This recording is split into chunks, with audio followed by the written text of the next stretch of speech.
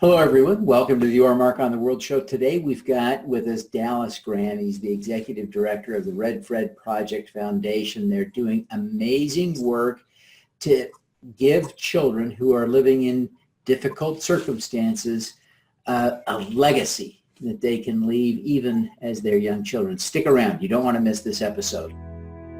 Welcome to Your Mark on the World, bringing you another changemaker with champion of social good, Devin D. Thorpe. Dallas, welcome to the show. We're thrilled to have you. Devin, thank you for having me. Pleasure is all ours. Now, Dallas, the Red Fred Project is creating books, writing children's books where you make the child you're hoping to help the author or the subject of the book. Tell us what you're doing. Thanks, Devin. I'm thrilled to tell you about it. Yeah, I like to tell people we work with children living in extraordinary circumstances, and that is the parenthetical is it's a rare disease, it's a critical illness, or a life-limiting situation. And that's what I term as an extraordinary circumstance. And we're asking all these kids that we're coming in contact with this really beautiful question, and that is, hey, if you could write a book for the entire world to read, what would it be about? And we give that space to this child who has a lot of wonderful imagination, some really interesting physical, real-life situations that they're in that are really trying. And have this really beautiful space that they have something to say. So we make these books. We ask the kids to be the nucleus of all the magic. And as the creative professional, I make the form of it to be a professional grade children's book. So these are fictitious children's books about a story that this child wants to tell everybody. It just must be amazing for the children, the parents, to see these books. Tell us a little bit about what it's like in the moment when you deliver the finished product to these children. Well, it's, I think we say it sometimes an expression, but it's really hard to put into words, even though we're working with words a lot and with books and with image and a physical, tangible achievement that these books are. It is hard to describe, and I'll try to keep my emotions on check today. I'm fairly emotional about it because it's a real accomplishment. I don't know actually very many people my age that can say they've made a book or that they put the time into it or the effort or the creative oomph that it takes.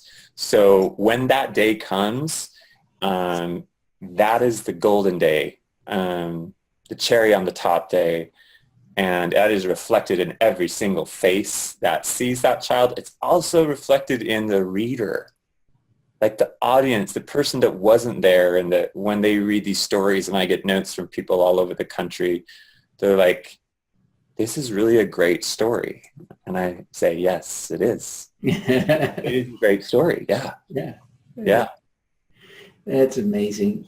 Where can people find the books now? Thanks for asking. We sell them from Red Fred Project headquarters, which is downtown Salt Lake City. So they can get on the website. Our current titles are listed there. Some were sold out of already, but we'll do reprints as we find more funding for that. But the current titles that we have are on redfredproject.com. There is a option for the shop, which is where you buy things. And so we have whatever titles available right now, what we have in stock are listed there. Tell us about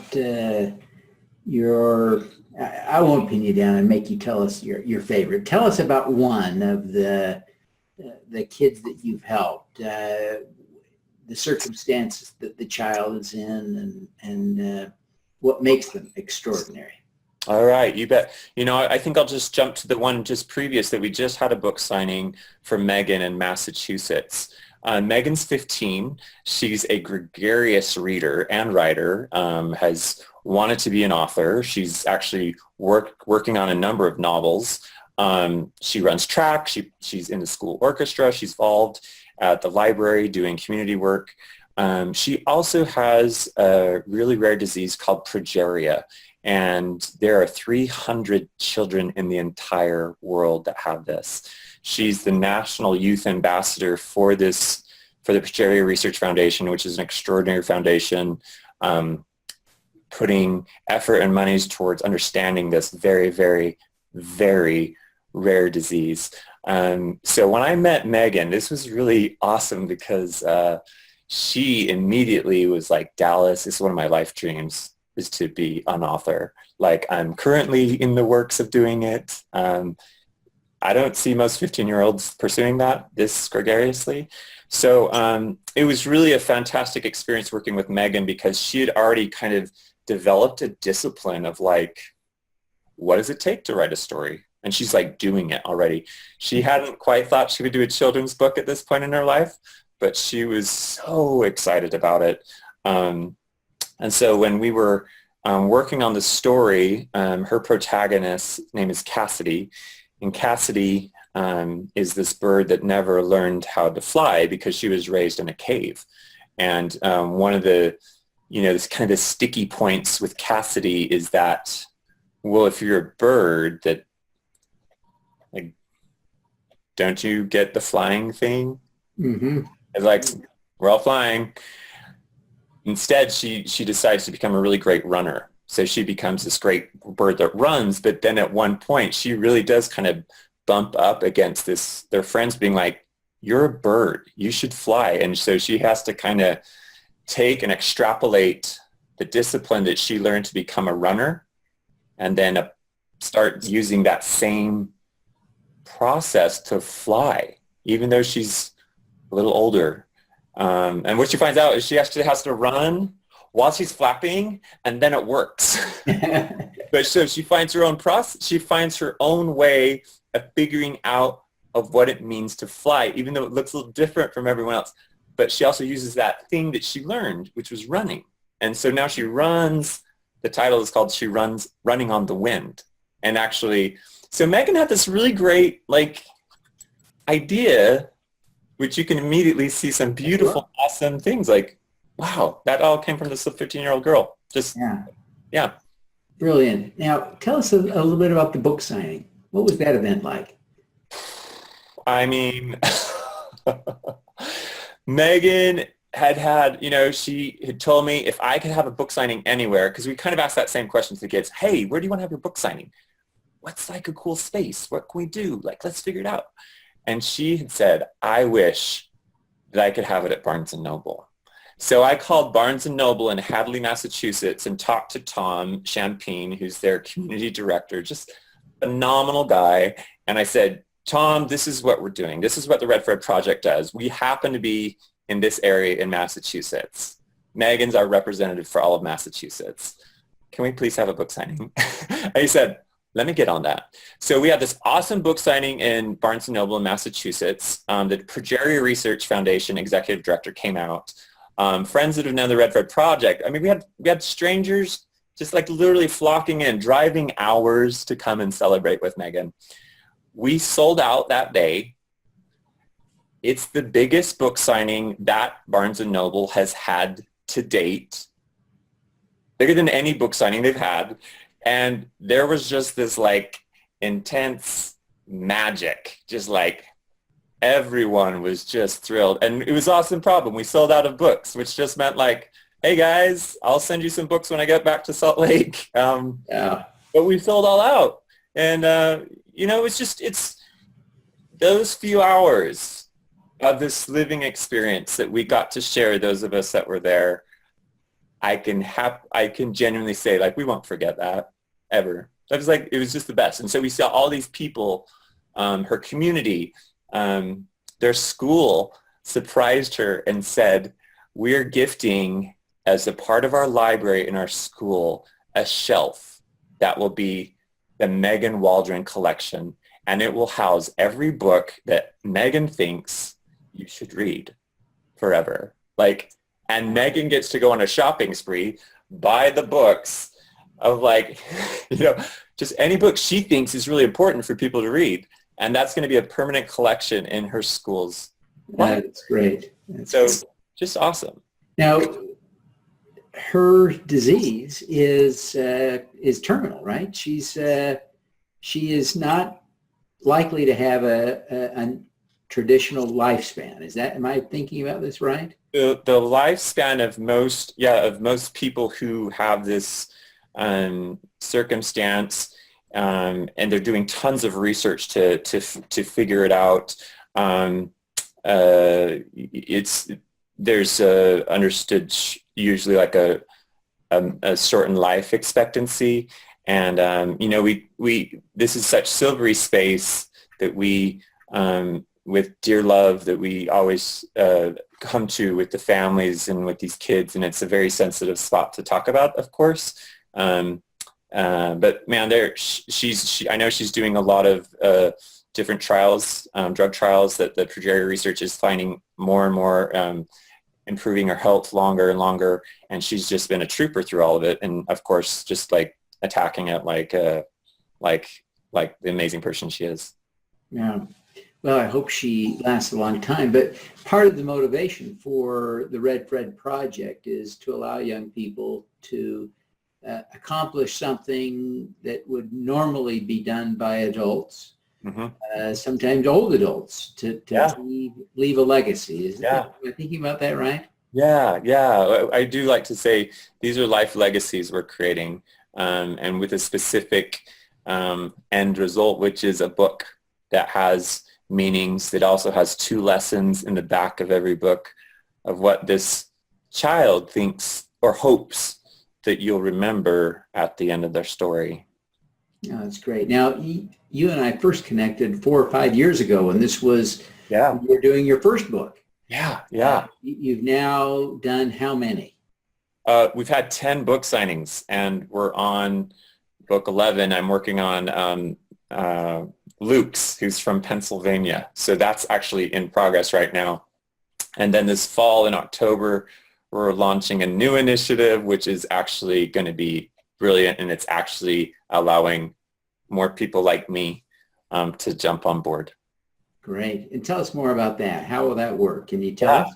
Well, now that I've figured out, how do we make books? I've done it a few times now. Yeah. And so what I'm going to do, we're going to launch what's called the State Collections, and we're going to start it again in Utah. So I get to say, hey, all you Utah creative professionals, hey, photographers, designers, writers, videographers, fundraisers, come make a team with this little kid at the center. Go make a book with them. Here's your toolkit. Here's your style guide. Go do it. When you're ready to get it published, send it to me, the publishing house, and we are going to make sure it turns out into a professional grade book. Go have an awesome book signing.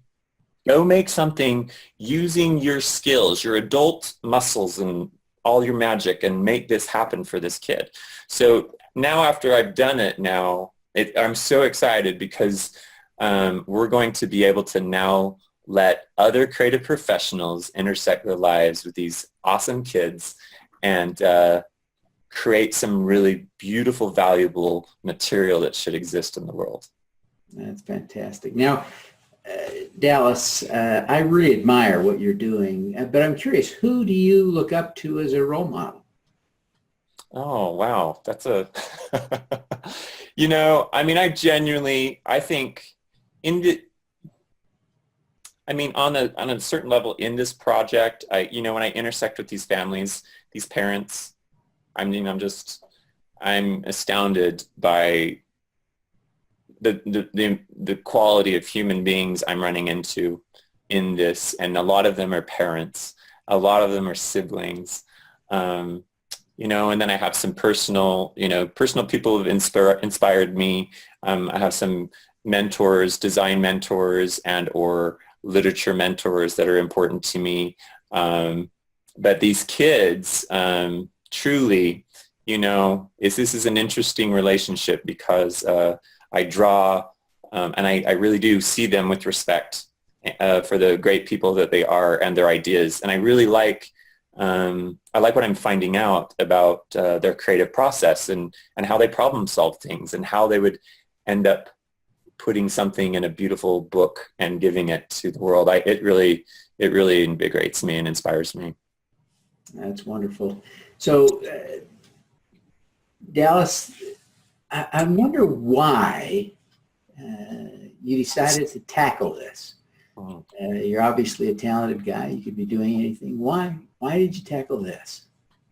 Well, the tipping point was a friend's son was had Duchenne muscular dystrophy and was on the last kind of little leg of existence, and with all the love in my heart, I share that information. But it was just a really, Devin, I think there's a few moments in our lives where we get some real clarity about, this thing that we're in, and it was a really beautiful, but like staring at me in the moment was just like, well, I can do this. I can make books. I cannot make rockets that go to space. I cannot cure these kids' diseases. There's a number of things I can't do, but I know I can make a book, and that's not going to take a ton. I mean, I know how to do it. I don't have to learn how to, what I mean. I can do this. And I think and I hope that that's what we're trying to create this space of, what are people really excellent at that's also easy for them, that then we should do something about that. We should try, because Mitchell, bless his little heart, he didn't have the circumstance or the time or the capacity of the skill sets, but he had everything else, which was the important stuff, So I think that was the why. It's just like, because there's value in these human beings who've lived 100% of their lives the same way I've lived 100% of my life. And that's valuable. And we should sit across from that and ask them questions. We should do that. Dallas, what is your superpower?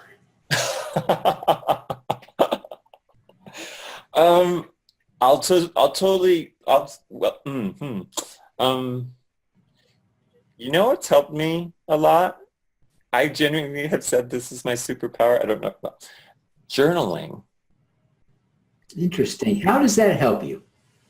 Well, I think journaling it's a really, to me, a fascinating process, because it's on the second, it is imagination, intuition, and innovation happening all at once, right? And it's just like pen to paper, go. And that's sort of the practice. I say the practice, the process, and that sounds too mechanical because I don't feel it's mechanical, but there is something to that stuff where you're filtering but not filtering. You're thinking and exploring on the second, but you don't know, and you're making a form. And I really hold that it doesn't just, I don't think it just exists for writers, or I think it's for any creative professional. I really do think journaling, and I literally have quoted that this week. I told someone, like, journaling's my superpower. It's the unlocker. It unlocks my imagination. It unlocks my prowess. And it's actually, but it's also a nice thing to feel confident in. It's a very personal thing. It's just like, my journal is my thing.